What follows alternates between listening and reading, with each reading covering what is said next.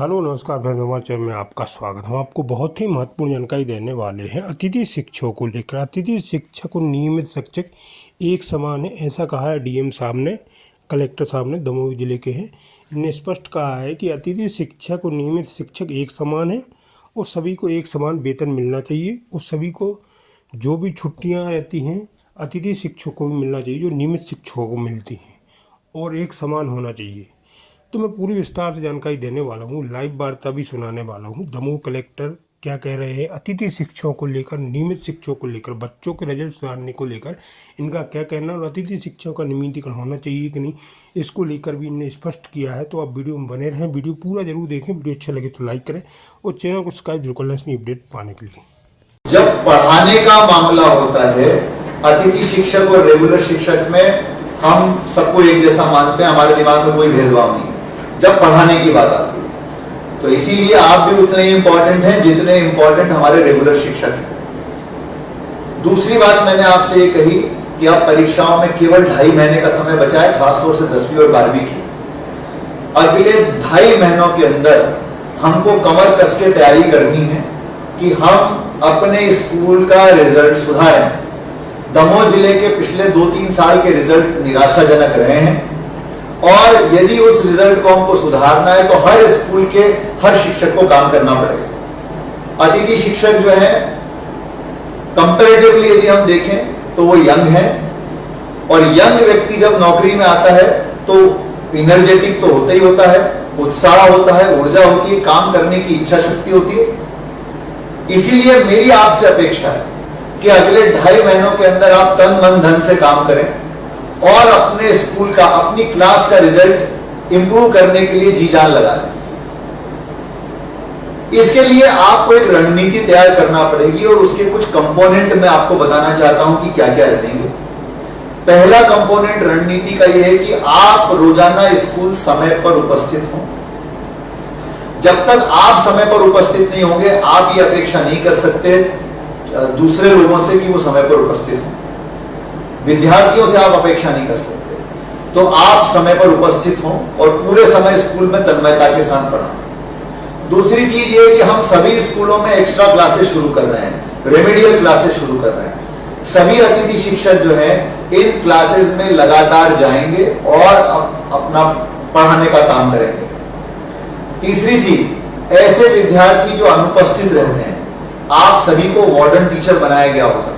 कुछ विद्यार्थी आपको दिए गए होंगे जो कि अनुपस्थित रहते हैं। उन विद्यार्थियों के पेरेंट्स से और वहां पर लोकल लोगों से, समुदाय के लोगों से बात करके इसमें थोड़े प्रयास करने पड़ेंगे, थोड़े प्रयत्न करने पड़ेंगे, थोड़ी मेहनत करनी पड़ेगी। लेकिन यदि आप एक बच्चे को भी टर्न करके स्कूल ला सकते हैं तो बड़ी उपलब्धि है। तो जो बच्चे स्कूल में अनुपस्थित रहते हैं, उन बच्चों के पेरेंट्स से, बच्चों से बार बार संपर्क करके कि क्या समस्या आ रही है, हम कोशिश करें कि उनको स्कूल की मुख्य धारा में लाएं।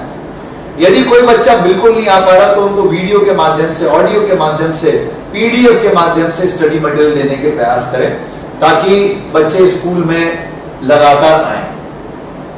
हम लोग बच्चों को लगातार साप्ताहिक टेस्ट ले रहे हैं। इन साप्ताहिक टेस्ट में आपकी सहभागिता बहुत इंपॉर्टेंट है।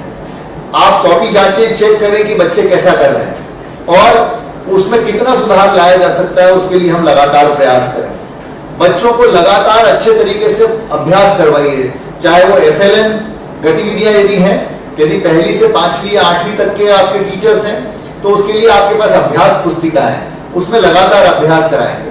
मैंने ये देखा है कि बच्चों को हम केवल पढ़ाते हैं कई बार और मौखिक रूप से उनसे रिवीजन कराते हैं, लेकिन अभ्यास नहीं कराते। तो जब तक आप अभ्यास नहीं कराएंगे तब तक बच्चे इंप्रूव नहीं कर सकते, आपको पता ही नहीं चलेगा कि वो एक्चुअल में क्या कर रहा है। फिर हमने कहा है कि आप जब अभ्यास चेक करते हैं उनका, तो उनकी गलतियों पर गोला लगाइए, लाल शाही से गोला लगाइए, उनकी कॉपी चेक करिए।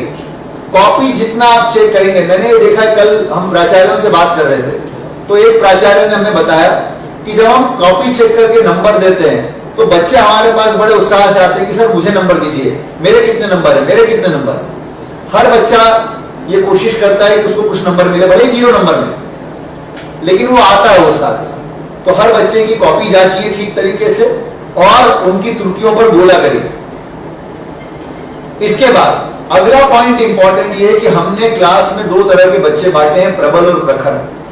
कमजोर विद्यार्थियों को प्रबल ग्रुप में रखना है, अच्छे विद्यार्थियों को प्रखर ग्रुप में रखना है, और अलग अलग समूह बना करके इनको पढ़ा रहे हैं। तो प्रयास हमारा ये होना चाहिए कि जो प्रबल या कमजोर बच्चे हैं उनको हम ई और डी श्रेणी से बाहर लाके कम से कम सी पे ले आए, और जो प्रखर बच्चे हैं, जो अच्छे बच्चे हैं, जो अच्छा पढ़ रहे हैं, उनको हम 80%, 90%, 95% या फिर मेरिट में लेकर के आए। ये हमारा प्रयास होना चाहिए, और उसके लिए दोनों के लिए अलग अलग तरह की हमारी स्ट्रेटेजी होगी। इसी प्रकार यहां पर हम लोग विषयवार प्रशिक्षण आयोजित कर रहे हैं।